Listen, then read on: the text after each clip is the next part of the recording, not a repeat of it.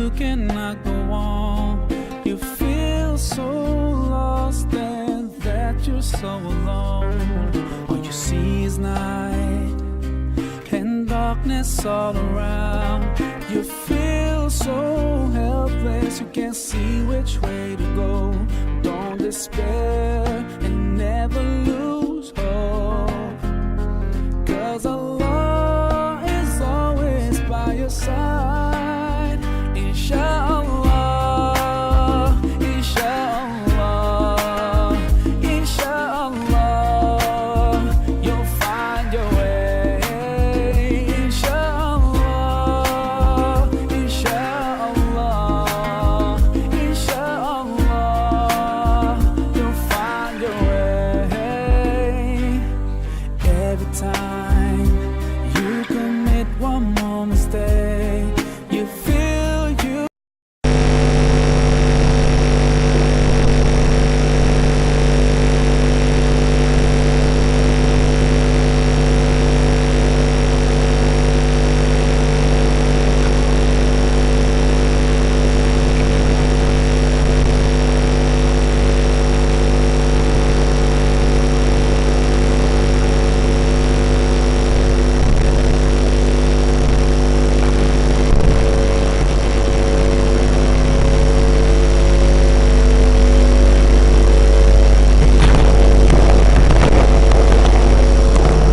Bismillahirrahmanirrahim. Assalamualaikum warahmatullahi taala wabarakatuh. Alhamdulillahirabbil alamin. Wassalatu wassalamu ala asyrafil anbiya'i wal mursalin wa ala alihi wa sahbihi ajma'in. Qala rabbi shrah li sadri wa yassir li amri wahlul 'uqdatam min lisani yafqahu qawli. Amma ba'd. Yang saya hormati pengurusi masjid, seluruh ahli kita puasa dan seterusnya, para jemaah yang saya kasihi sekalian, InsyaAllah marilah sama-sama pada pagi ini kita meluangkan sedikit masa untuk sama-sama kita berfikir sejenak, mendengar sedikit peringatan, sedikit pengajaran. Moga-moga perkara yang kita dapat pada pagi ini menjadi suatu panduan dalam kehidupan kita, dalam kita menghadapi kehidupan kita di dunia ini. Allah Subhanahu wa taala berfirman dalam surah Al-Mulk dalam ayat yang kedua, Allazi, bismillahirrahmanirrahim, Tabarakalladzi, ayat yang pertamanya adalah Tabarakalladzi biyadihil mulku wa huwa ala kulli syai'in qadir. Allazi khalaqal mauta wal hayata liyabluwakum ayyukum ahsanu amala. Shadaqallahul azim. Pagi ini insyaAllah saya akan membicarakan sekitar zikrul maut, iaitu kita mengingati kematian kita. Ayat yang saya bacakan di dalam permulaan tadi dalam surah Al-Mulk, iaitu Allazi khalaqal mauta wal hayata liyabluwakum ayyukum ahsanu amala. Allah Subhanahu wa taala lah yang menciptakan kehidupan dan kematian ini, menghidupkan kita di dunia ini dengan tujuan untuk liyabluwakum ayyukum ahsanu amala, mencari ataupun menguji kita sejauh manakah amalan kita. Allah hidupkan kita di dunia ini, kemudian mematikan kita. Allah beri satu tempoh kepada kita yang dinamakan tempoh kehidupan di dunia. Tempoh ini Allah Subhanahu wa taala berikan kepada kita untuk menguji kita sejauh mana kita memanfaatkan tempoh yang Allah berikan ini. Liyabluwakum ayyukum ahsanu amala, untuk mencari sejauh mana kita beramal, mencari amalan kita sebagai bekalan di akhirat. Maka sebab itu Allah Subhanahu wa taala dalam kita membaca Asmaul Husna, Allah adalah Al-Muhyi wal Mumit. Allah ni adalah sifat dia adalah yang menghidupkan dan yang mematikan. Allah Subhanahu wa taala yang menghidupkan dan juga mematikan. Oleh itu Allah Subhanahu wa taala telah mengingatkan kepada kita setiap makhluk yang hidup di atas muka bumi ini, ya, sifatnya adalah fana.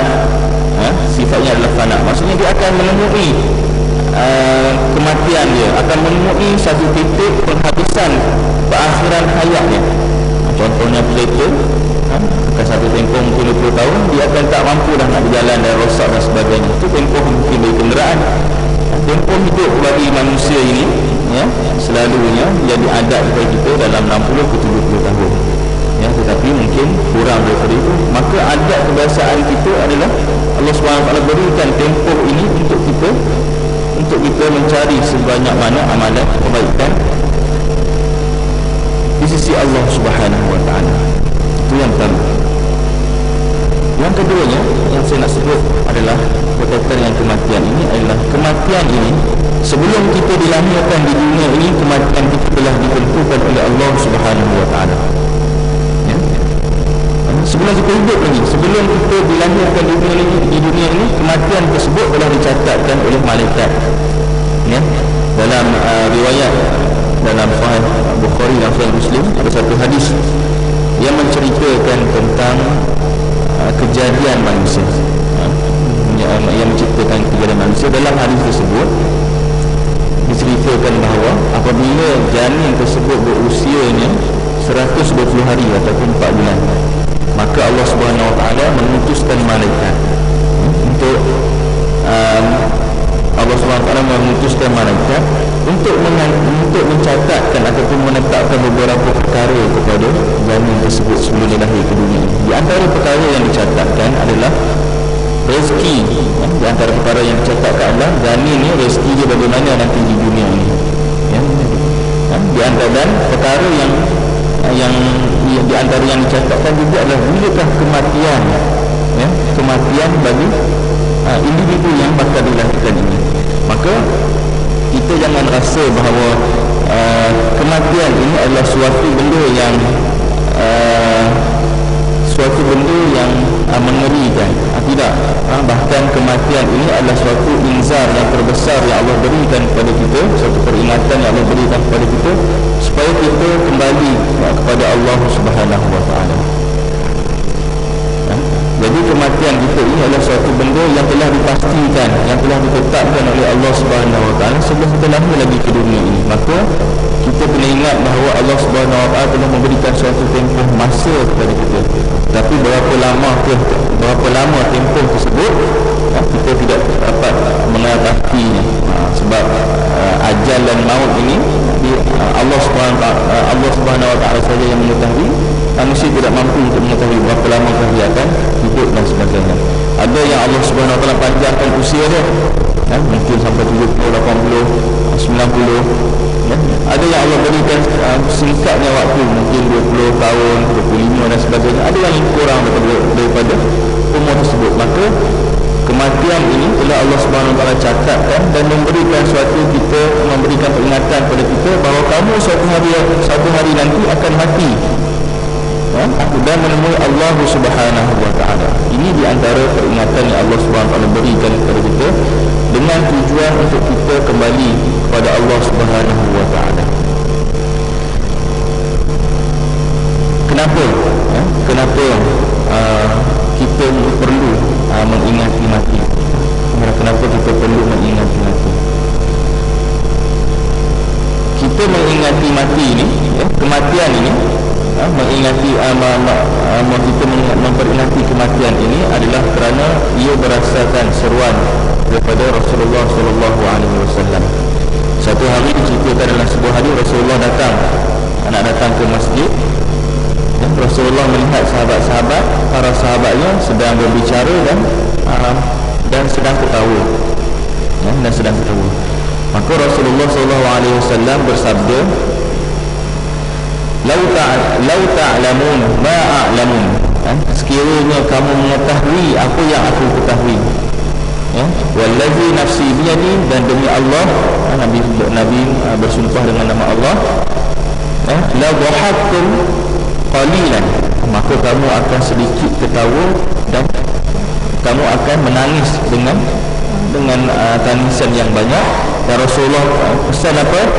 Wa aksiru zikral maut, maka hendaklah kamu memperbanyakkan mengingati tentang kematian kamu.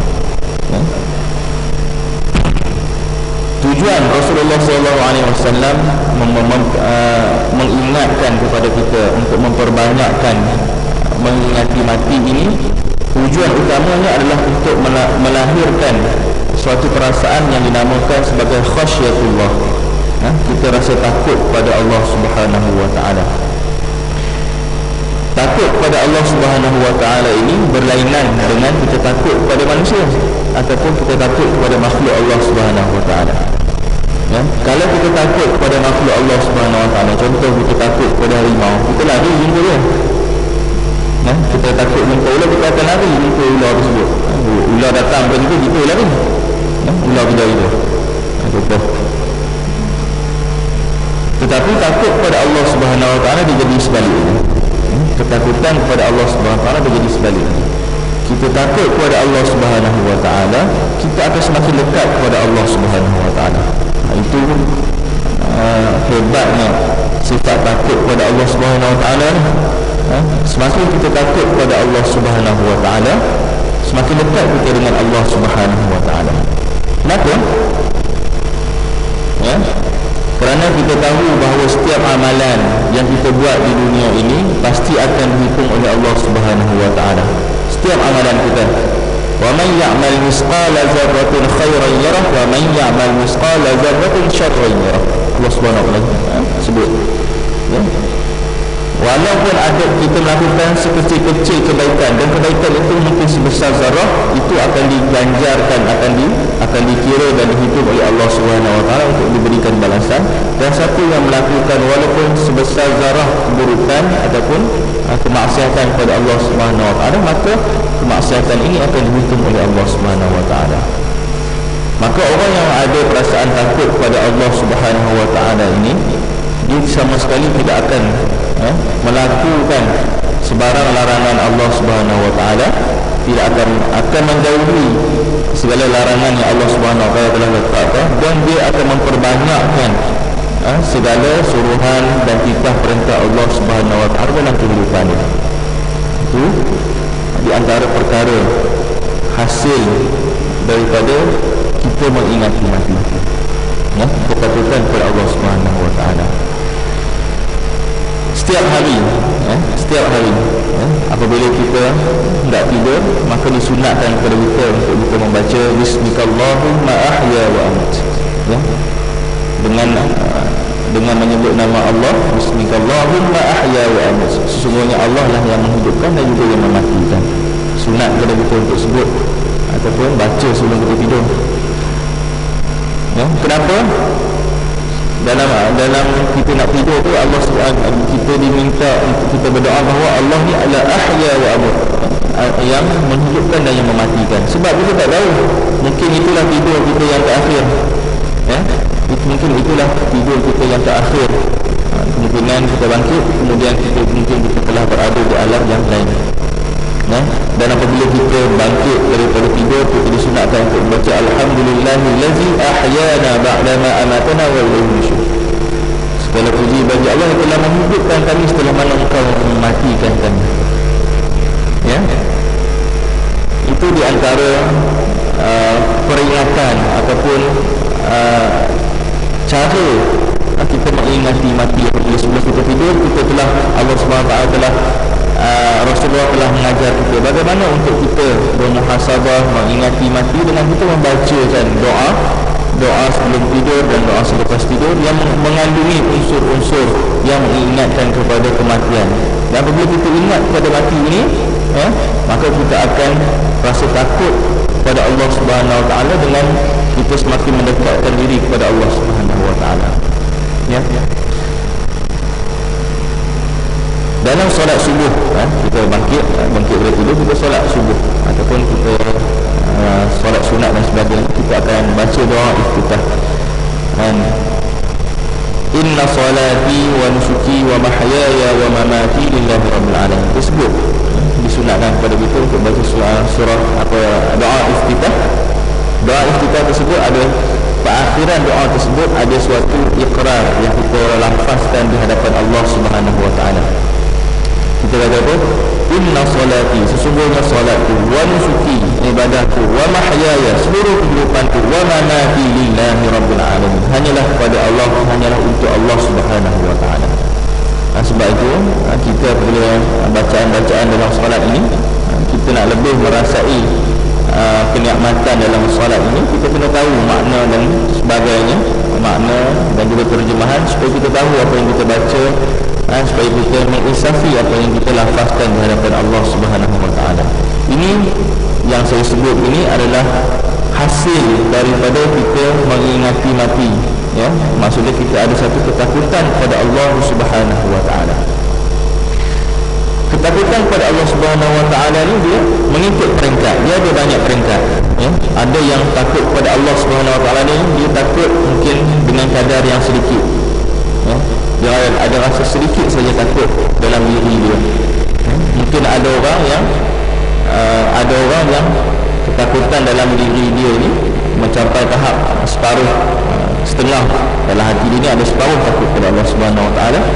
Dan mungkin orang mungkin golongan yang lain dia sepenuh hatinya rasa takut kepada Allah Subhanahu wa taala. Dan orang yang paling takut di sisi Allah Subhanahu wa taala ini adalah para ulama. Sebab Allah sebut innama yakhsyallaha min ibadihi ulama. Sesungguhnya hamba-hamba itu yang paling takut, yang di hadapanku adalah para ulama. Ya. Kenapa para ulama adalah orang yang paling takut di sisi Allah Subhanahu wa taala? Dia paling takut kepada Allah Subhanahu wa taala kerana mereka lebih mengetahui, ya, mereka mendalami ilmu dan mereka mengetahui bahawa mereka mengetahui hakikat tentang kematian, bahawa mereka sebanyak mana ilmu yang mereka ada, sebanyak itulah yang akan ditanya oleh Allah Subhanahu wa taala, sebanyak itulah yang akan dihisab dan sebagainya. Mereka lebih mengenali Allah Subhanahu wa taala dan apa yang di sebaliknya berbanding orang-orang yang biasa, ya. Jadi sebab itu ketakutan kepada Allah Subhanahu wa taala ini dia berbeza mengikut kadar ilmu seseorang tersebut tentang kematian itu sendiri, ya. Kalau kita mengetahui, kita rasa kita mungkin rasa kita akan mati dan sebagainya, mungkin kita tidak akan berapa terkesan dengan apabila diberi peringatan tentang kematian dan sebagainya, kita tidak akan berasa. Tapi bagi orang yang ada rasa ketakutan, dia telah membaca banyak perkara tentang alam kematian, tentang azab kubur, tentang yaumul hisab, kita akan melalui titian as-sirat, kita akan ditimbang amalan kita dengan di mizan nanti, ya, maka itu semuanya akan menjadikan dia lebih takut kepada Allah Subhanahu wa taala. Oleh itu kita perlulah mengingati mati mengikut sekadar kemampuan dan mengikut sekadar kemampuan kita, supaya kita lebih tekun untuk beribadah kepada Allah Subhanahu wa taala. Mengingati mati ini adalah suatu motivasi yang terbesar kepada orang Islam, ya. Mengingati mati ini tidak menjadikan orang Islam itu mundur. Orang kata kalau ingat mati ni tak kurang, tak payah nak teka dalam rumah, kunci bilik duduk gitu, takkan ada apa-apa yang berlaku. Tidak begitu, ya. Kematian ini walaupun di atas katil pun, ajal akan sampai, ya. Ajal itu akan sampai. Ketakutan kita kepada kematian ini tidak menyebabkan kita mundur. Sebaliknya kita akan maju mengorak langkah ke hadapan untuk mencari amal, mencari bekalan kita untuk kehidupan kita selepas kematian. Saya nak sebut kepada tuan-tuan bahawa kematian, kehidupan selepas kematian kita, ya, adalah lebih lama dan kekal abadi berbanding tempoh hidup kita sementara kita di dunia ni, ya. Kita mungkin di dunia ni 70 dan ataupun 80 tahun kehidupan kita, tetapi selepas mana terjadi hari akhirat, seluruh kehidupan kita ni telah dihitung oleh Allah Subhanahu wa taala, telah ditentukan ke manakah kita, ke syurga ke ataupun ke neraka. Itulah kehidupan yang tidak akan ada jalan kembalinya kita, ya. Tidak mungkin kita boleh berpatah balik ke dunia dan kita akan hidup selama-lamanya di sana, ya. Jadi dunia ni adalah tempat persinggahan kita sebenarnya. Dan kita kena ingat perkara tersebut. Kita akan hidup lebih lama lagi di akhirat nanti. Ya, kehidupan kita selepas kematian lebih lama dan lebih panjang daripada apa yang kita bayangkan dengan kehidupan kita di dunia ni. Mungkin kita rasa kita dah hidup lama dah di dunia ni, tetapi yakin dan percayalah kehidupan kita selepas kematian adalah lebih lama dan lebih panjang daripada apa yang pernah kita bayangkan. Sebab itu kita diperingatkan untuk mengingati mati, untuk mencari sebanyak mana bekalan. Yang bekalan ini tuan-tuan, ya, bekalan inilah yang akan menjadi teman setia kita di akhirat nanti, yang akan menjadi pembimbing kita daripada azab Allah Subhanahu Wa Taala. Di antara cara yang berkesan untuk mengingati mati, cara yang berkesan sekali untuk mengingati mati adalah di antara cara yang dianjurkan kepada kita bagaimana kita nak mengingati mati, ya, adalah kita yang pertama sekali, itu yang sebab kita disunatkan bukan solat jenazah ni hukum dia fardu kifayah. Maksudnya kita dituntut untuk sama-sama terlibat di dalam soal pengurusan jenazah, daripada solatnya, daripada mengkafankannya, mengiringi jenazah ke kubur, mengkafankan, kita menanam dan sebagainya. Itu di antara perkara-perkara yang kita dituntut untuk terlibat sama. Kenapa? Untuk memberikan suatu pengajaran kepada kita. Kalau tuan-tuan biasa mandikan mayat, ya, biasa mandikan mayat, maka tuan-tuan akan rasa betapa pada waktu tersebut ni kita ni tak ada apa dah. Orang yang mati tu tak boleh nak buat apa dah, ya, tak boleh nak buat apa dah. Apabila kita menurunkan jenazah ke dalam kubur, kita akan lihat bahawa, ya, kehidupan kita selama ini yang mungkin rumah kita luas, pondok dan sebagainya, akhirnya kita ditanam dalam suatu kawasan dalam tanah yang lebarnya 2 kaki, dalamnya 3 kaki. Satu pun yang meninggal.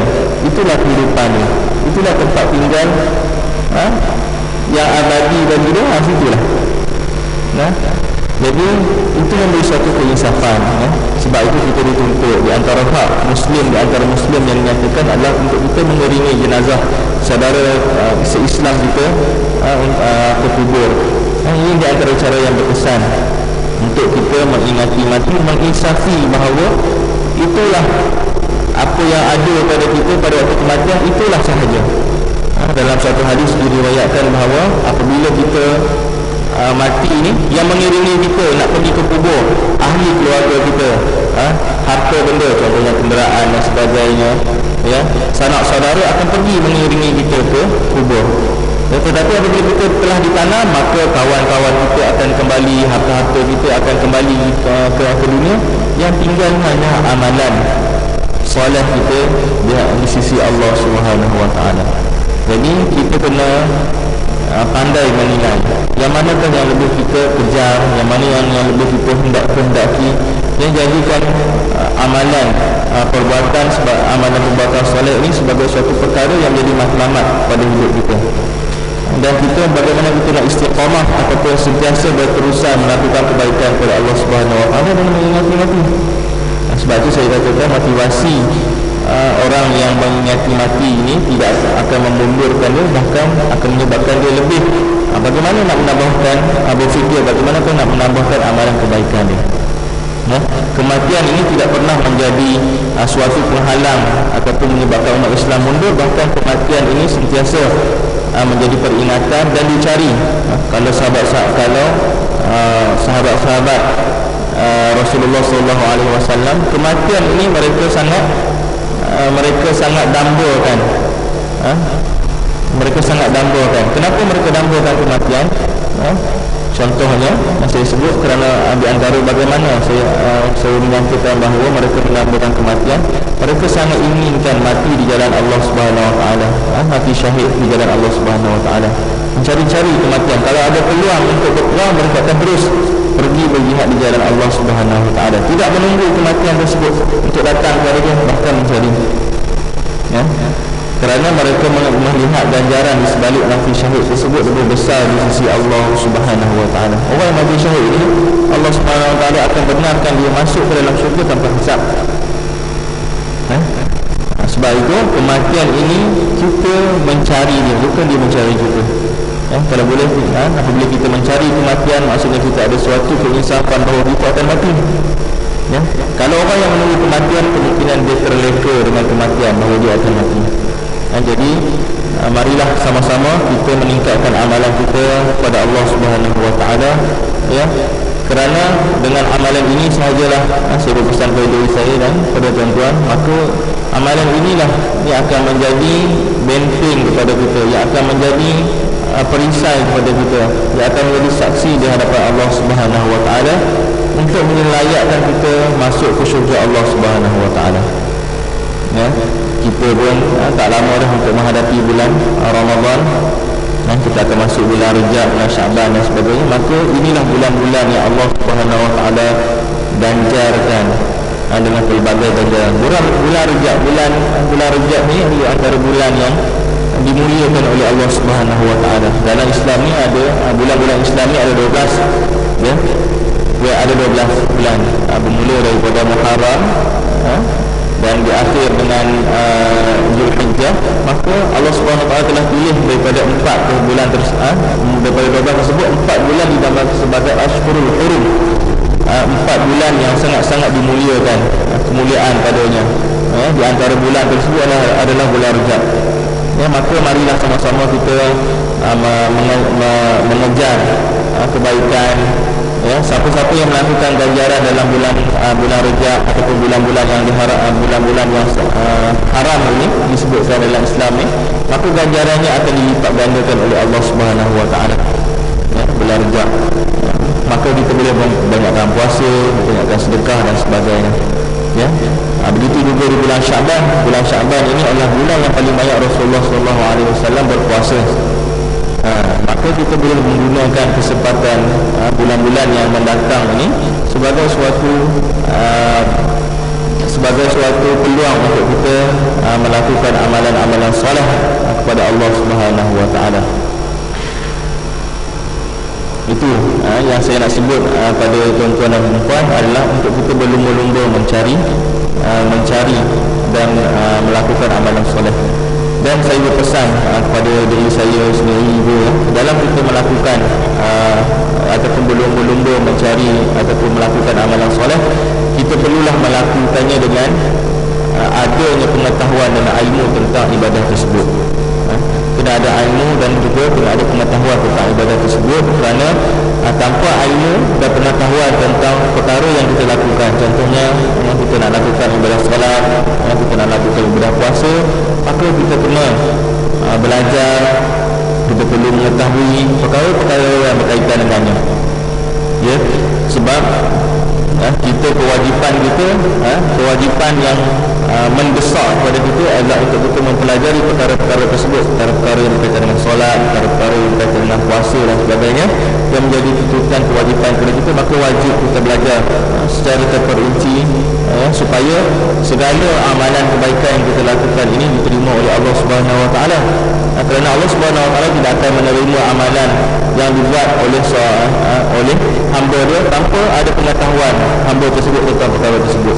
Bagaimana Allah Subhanahu wa taala nak menerima solat seorang tersebut dalam keadaan dia tidak akan mengetahui perkara-perkara yang membatalkan solat, perkara-perkara yang melibatkan waktu rukun dan sebagainya, tidak dapat membezakan di antara rukun dan sunat dan sebagainya. Bagaimana Allah Subhanahu wa taala hendak menilai amalan tersebut, dan bagaimana kita yang melakukan ibadah tersebut untuk menginsafi bahawa kita sedang melakukan ibadah kepada Allah Subhanahu wa taala.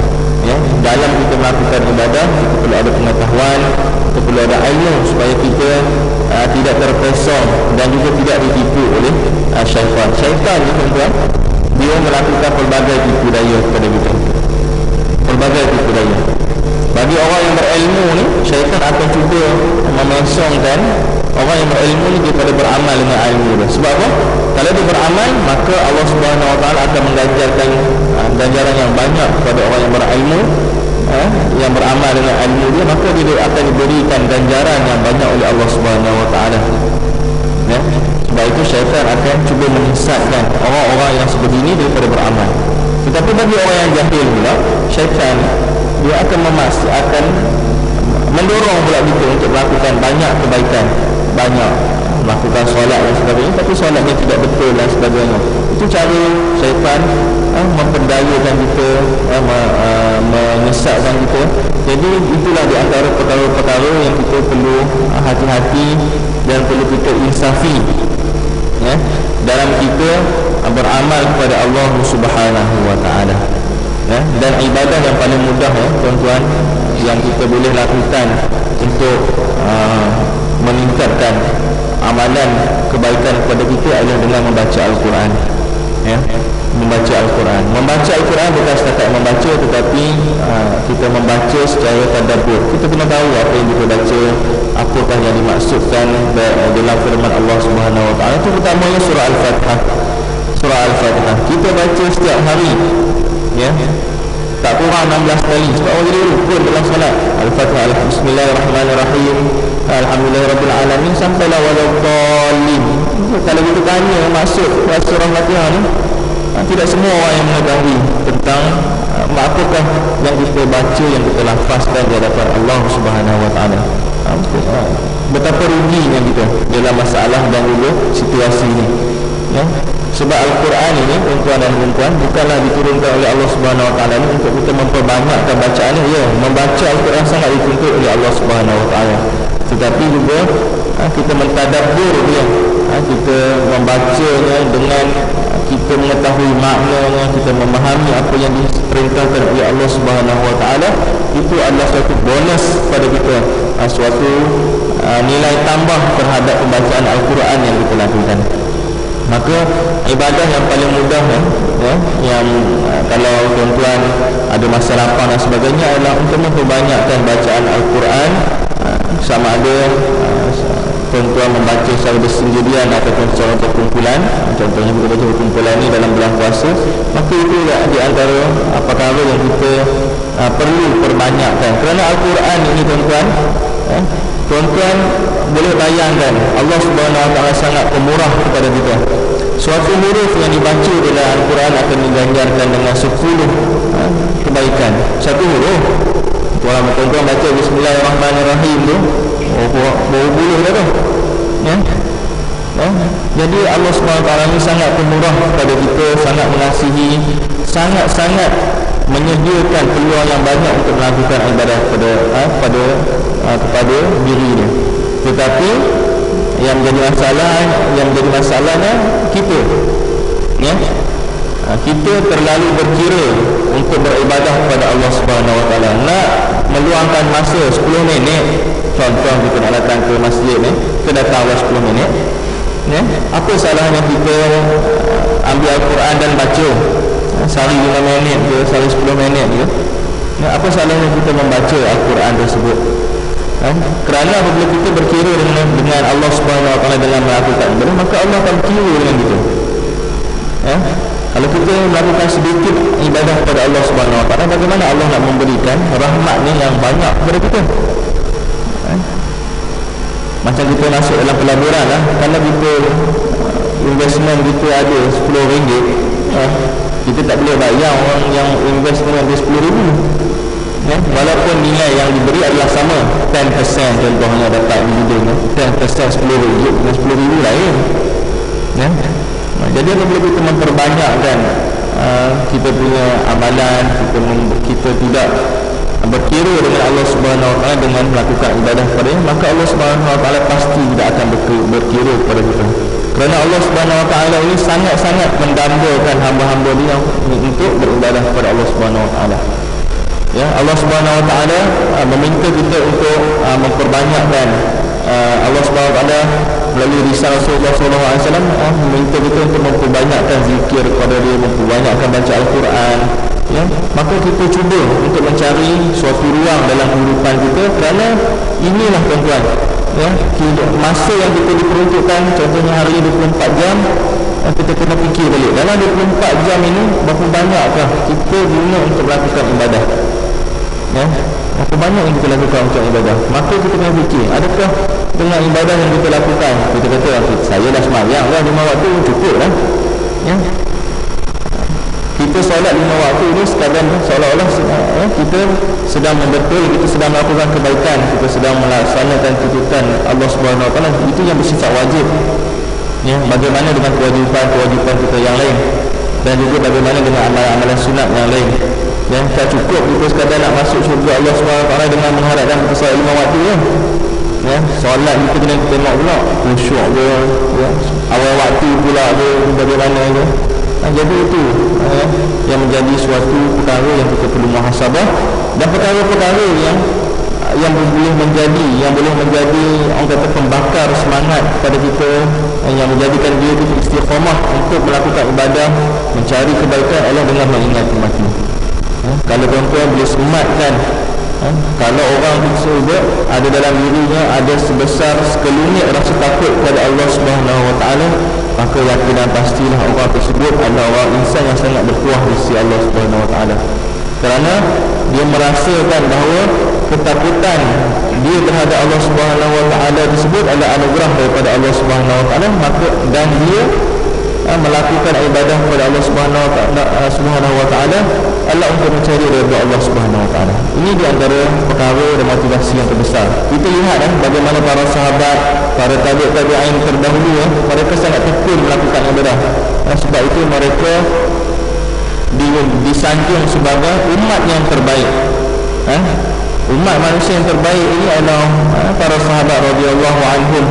Kerana mereka ni kalau kita teliti kehidupan mereka sangat banyak dengan ibadahnya, sangat tekun dengan ibadahnya. Ya, tuan-tuan baca kita sebab itu kita di antara perkara yang kalau kita nak kekal istiqamah ibadah ni, baca kisah-kisah para sahabat, para tabi'in yang terdahulu. Cuba tuan-tuan baca berapa rakaat yang dilakukan oleh Imam Abu Hanifah setiap hari. Tuan mulai Abu Hanifah An-Nu'man, dikatakan Imam Abu Hanifah ni melakukan ratusan rakaat dalam solat malam setiap hari. Bukannya apa sebulan sekali. Kita mulai ni kira tunggu bulan puasa je, setahun sekali. Tetapi bagaimana orang yang mampu beribadah melakukan ibadah tersebut setiap hari tanpa ada rasa jemu di sisi Allah Subhanahu Wa Taala, maka tak hairanlah mereka diganjarkan dengan syurga Allah Subhanahu Wa Taala. Sayyidina Osman diceritakan bahawa Sayyidina Osman di antara kelebihan dia, di antara perkara yang patut kita ambil adalah dia mampu menghabiskan sejumlah banyak Al-Quran. Tak silap saya disebutkan bahawa dia mampu menghabiskan 30 juzuk Al-Quran dalam solat dia. Ketika mana dia melakukan ibadah sunat, solat sunat, dia mampu menghabiskan keseluruhan Al-Quran tersebut dalam masa satu hari dalam ibadah solatnya sahaja. Jadi bagaimanakah kita, di manakah tingkatan kita dalam kita menjadi seorang yang bertakwa di sisi Allah Subhanahu Wa Taala. Saya rasa untuk pagi ini sekadar itu untuk saya mengingatkan kepada diri saya dan tuan-tuan dan perempuan, kerana peringatan yang saya sampaikan ini merupakan suatu peringatan yang sangat penting pada diri kita, kerana hari ini kita hidup di kalangan orang yang telah lupa tentang kematian, kerana maksiat berleluasa, hiburan yang banyak di keliling kita, maka semakin sedikit orang yang mengingati tentang kematian. Dan Rasulullah sebut bahawa di akhir zaman ini akan berlakunya pelbagai perkara, pelbagai fitnah, pelbagai cubaan, maka orang yang masih beramal dengan amalan Islam tersebut, maka dia akan terselamat. Orang yang mengamalkan sunnahnya akan terselamat, orang yang mengingati mati akan terselamat. Sebab di akhir zaman ini maka ramainya orang yang akan meninggalkan solat. Alhamdulillah kita hari ini boleh solat subuh, bermaaf, berapa ramai orang hari ini yang tak sembahyang subuh, anak-anak muda dan sebagainya. Maka inilah kita kena rasa berkuah. Kita rasa berkuah ini, kita kena ada juga rasa positif dalam kita. Alhamdulillah hari ini kita dapat solat subuh secara berjemaah, tetapi amalan yang kita lakukan ini masih belum mencukupi. Tapi kita ada rasa tak cukup dalam diri kita supaya kita memperbanyakkan ibadah kita kepada Allah Subhanahu Wa Taala. Saya rasa sekadar itu untuk pagi ini segala penonton kita bersama. Marilah sama-sama kita meningkatkan ketakwaan kita, meningkatkan ibadah kita kepada Allah Subhanahu Wa Taala. Moga-moga ya kita semua ni akan dihimpunkan oleh Allah Subhanahu Wa Taala di padang mahsyar dan akan dikumpulkan di dalam syurga Allah Subhanahu Wa Taala di akhirat nanti. Dan moga-moga apa yang kita lakukan pada hari ini dinilai, kita duduk dalam majlis ilmu ini dinilai sebagai suatu kebaikan kepada Allah Subhanahu Wa Taala dan juga diberi rahmat oleh Allah Subhanahu Wa Taala kepada kita. Aqulu qouli hadza wa astaghfirullah li wa lakum. Assalamualaikum warahmatullahi taala wabarakatuh.